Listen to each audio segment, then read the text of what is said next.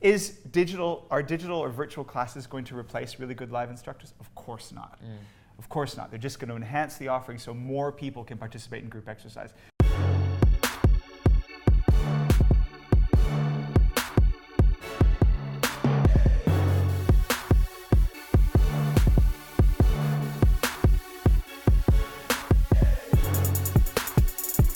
Welcome to Industry Change. My name is Richard Aturnji, CEO of Com Marketing, and today I've got a very special guest, Ryan Hogan. Welcome. Thanks for having me. Thanks for coming on the show, the Industry Change Show. And today I wanted to really tap into your wealth of knowledge in the fitness industry. For those who don't know Ryan or haven't had the pleasure of meeting Ryan Hogan, Ryan has been in the fitness game for over 20 years, former CEO of Network. Network's been started with Greg and Nigel many years ago, like the founding company that really started and kick-started the fitness industry in Australia, and working on projects like Filex, project managing 2018, an amazing new concept. Now we're going to talk all about your new role and digital when it comes to fitness, which I'm looking forward to talking about. Let's get going, Ryan. 20 years within this fitness industry, right? Now, it's okay. We both lost our hair, so it's all right. So it's okay. 20 years in the fitness industry, you're a really innovator and pioneer. You're moving in the right place at the right time, I always find.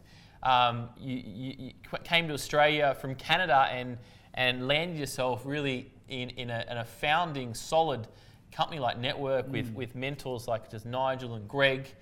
Tell me about that process and what you learnt there. Oh, I mean, how long have we got to talk? I was, my background, group exercise, as a lot of us started, teaching group exercise. And you're still doing a bit of that because you know what? True story. Sometimes I see him at the gym running into his class teaching, right? It's good to see you still out there, right? I mean, group exercise is interesting. That's where a lot of us came from. A lot of the fitness industry background. I mean, some of the founding men and women in the fitness industry. That's where we started back when it was called aerobics, right? And then through group exercise, I did that through university, paid my way through business school, and got a commerce degree out of that, and just realized, it was time to go and see a little bit of the world, and put my life into a bag and came to Australia. And literally, I'm not joking, within a week I had a job at Network. And I won't say I stumbled into it, because of course I went for it. But it was a sales job, actually doing telesales for Filex. Telesales? Yeah, telesales. Telesales for Filex, ringing up Network members, trying to sell Filex registrations and all that. And for those who don't know what Filex is we're going to call it the biggest education show in Australia, where they're bringing the best of the best together. And 2018, we're talking 2,500 delegates. Hopefully, is that correct? Yeah, that's what we're aiming for. And huge numbers. And how many presenters? About 130 presenters, a couple hundred sessions over 3 or 4 days. I mean, it's a pretty big event. It's definitely the largest event of its kind in the Southern Hemisphere. We used to always call it that, the biggest event of its kind in the Southern Hemisphere. Sure is. Crosses over from business to training to Group X, the whole thing. And so when you were at Network, that was obviously a large part of your CEO role. Is putting that big show on. Yeah. Well, I mean, over time, I obviously didn't walk off the plane into the CEO role. I did a lot of sales management, and then had the fortune to act as CEO for 6 years. And certainly, over that time, it ended up becoming about a third or even 40% of my time, probably not 40%, but about a third of my time is, the strategy on the thinking of where we're going and what we're doing and where is the industry going, and, molding the event based on where the industry was going. So it was a great experience. And, I'm now fortunate that even though Filex it's not part of Network anymore, I'm fortunate to still be a part of it, because it's something that I just really loved and really enjoy, and really do enjoy.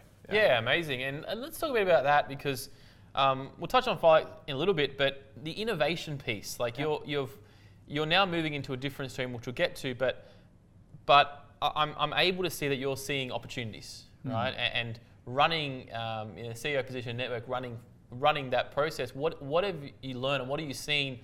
What's kind of happened, over the last 10 years in the industry? God, so much. I mean, if I look at what fitness was. Certainly, I've been in Australia for 12 years, so I've watched what's happened over 12 years. I mean, it's gone from being an industry dominated by big box players to very, very diverse, and We seem to have becoming full in the training and Group X space. We seem to be becoming a little bit full circle. Everyone's going back to group. We moved away from group, and there was a big focus on one-on-one personal training and small group training. And now everyone's doing group again. Group, yeah, and they're putting music in the background, and they're saying it's not group exercise, right? Well, I'll tell you what, it is group exercise, right?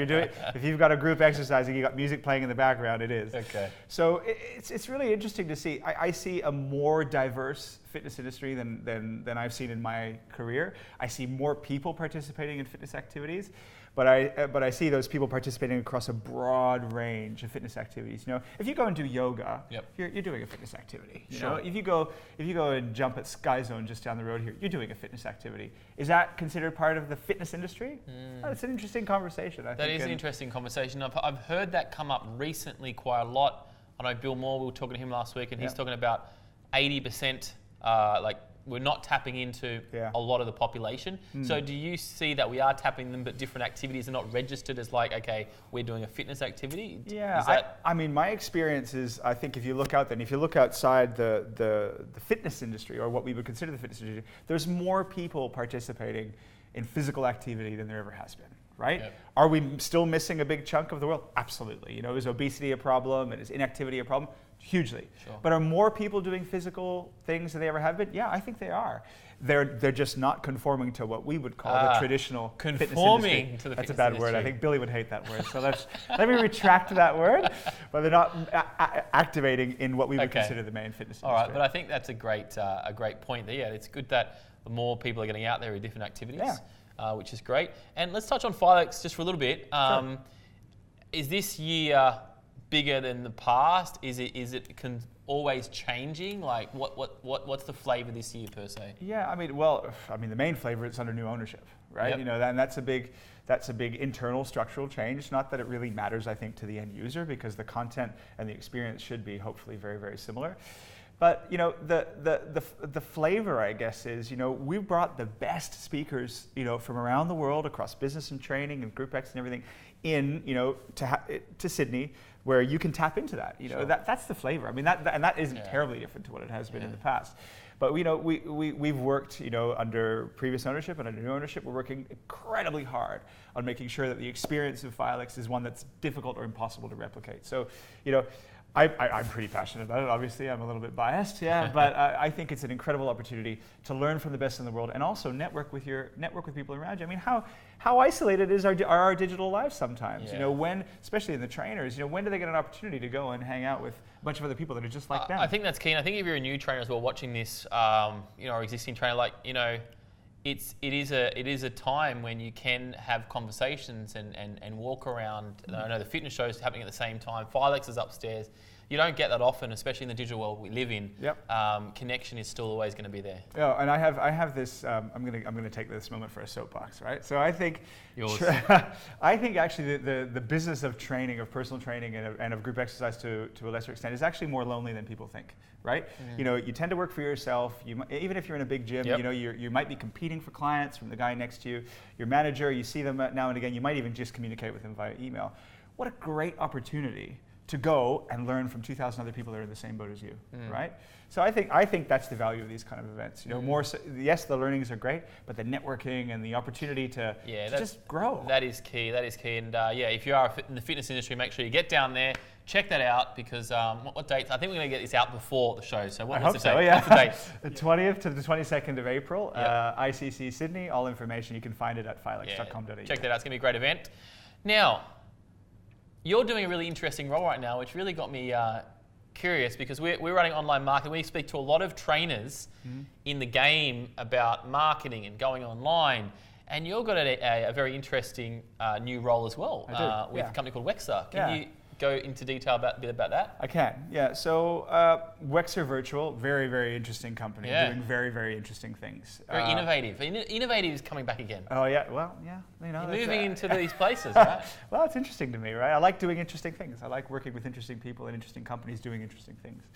So Wexer is an interesting company. So Wexer, 6 or 7 years old, and I'll probably get that wrong, but and they're in the business of creating virtual Group X experiences for gyms, right? So and actually, if you pare it back a little bit more, Paul, who's the CEO of Wexer, would say, actually, we're in the business of helping gyms bridge into the digital world, right? Wow. They're not in the business of replacing gyms, which a lot of tech companies would say. You know, people are training on apps. You don't need to go to a gym. You can train with me. Yeah, sure. What their mission is to really, and I'm going to get the mission wrong, right? But anyway, their purpose is to, you know, really help bridge that gap between the bricks and mortar of a gym into the digital space where our customers live. Yep. So, and one of the main ways they do that is through virtual group exercise. And we all know, everyone knows who's been in the fitness industry, that group exercise is one of the best tools you can have for member retention, right?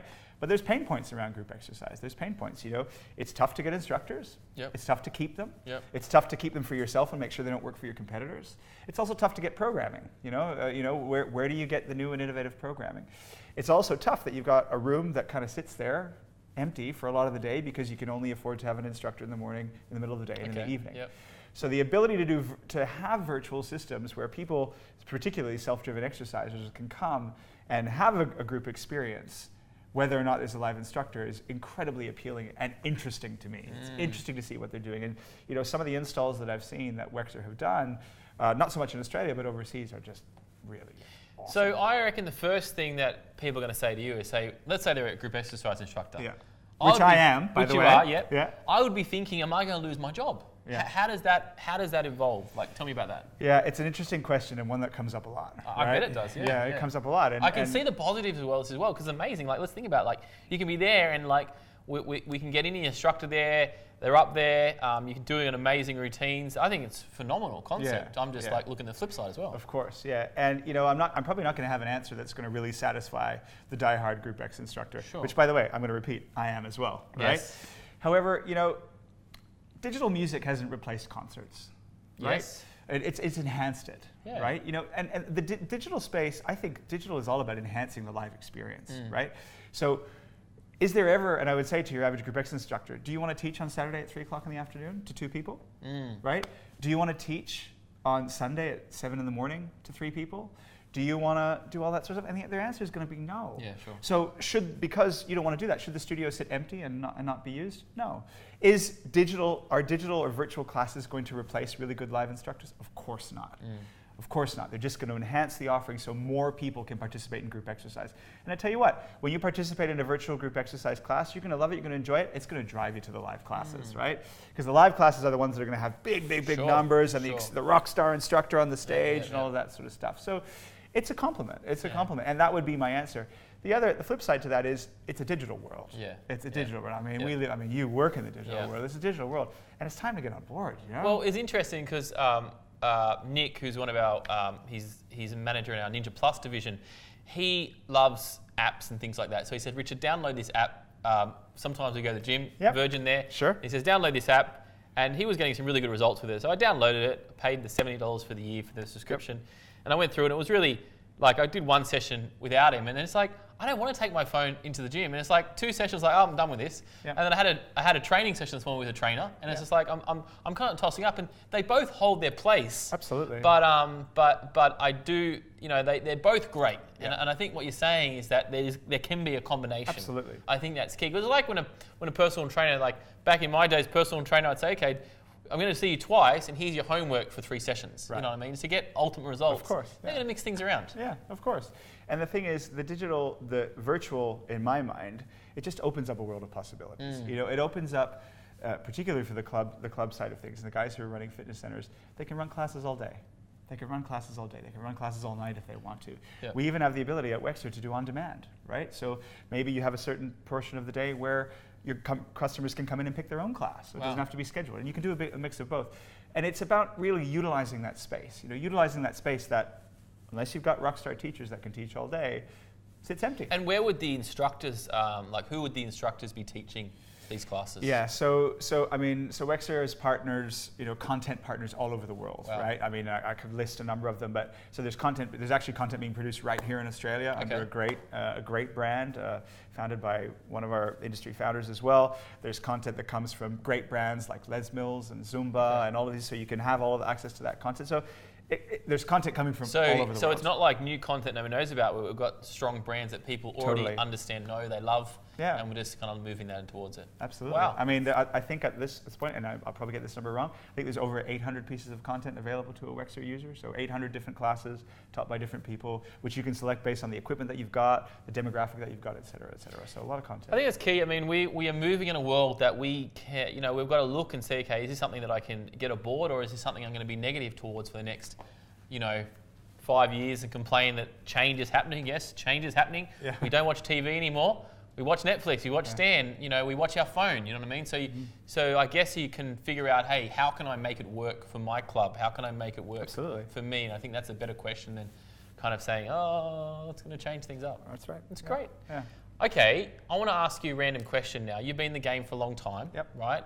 And you've seen a lot of, I guess, in the fitness industry, I like to call them like, what's the word I'm looking for? Looking for fads sometimes that come and go, a little bit. Yep. So tell me about the biggest fad that you can ever remember, right? Like, what is the thing that came and goes so, and I didn't even prep you on this, but the thing that came and gone so fast, and do you remember those kind of? Of course, yeah. I've seen many of those go. This might predate your involvement in the fitness industry. Do you remember the Reebok Slide? Remember that? I know Slide. I don't know what year it came out, but I have seen it on eBay for like $2. Wasn't it?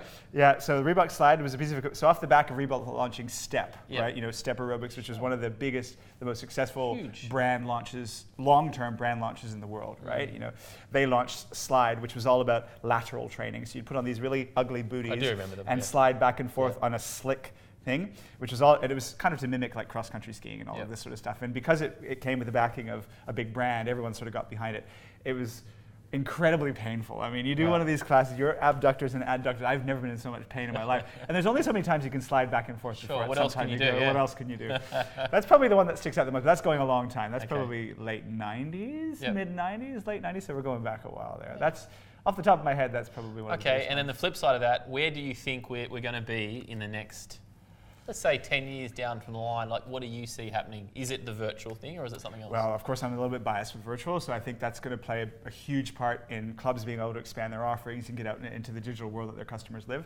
But ultimately, I think the fitness industry has got to move into delivering experiences, right? And the best gyms, and I hate to use the word gym, or fitness centers that I go to, and I mean, you and I share a club where I run into now and again, deliver experiences. You walk into clubs and it goes beyond being a gym, right? And this is what some of the, I'll use the bad word CrossFit because no one likes to talk about CrossFit, right? The fitness industry. But you go into a CrossFit box, it's a freaking experience. Yeah. It might not be for everyone, but you go in there and you see these guys with chalk on their hands and they're doing incredible stuff and they're motivating each other and all of that. It's an experience. Not for everyone, but it's an experience. You go to a yoga studio, right? And by the way, how much do you think people pay for CrossFit? I mean, it's extraordinary what they pay for it. And they're not paying for fitness. They're paying for the experience. The community that's delivered via the experience of community.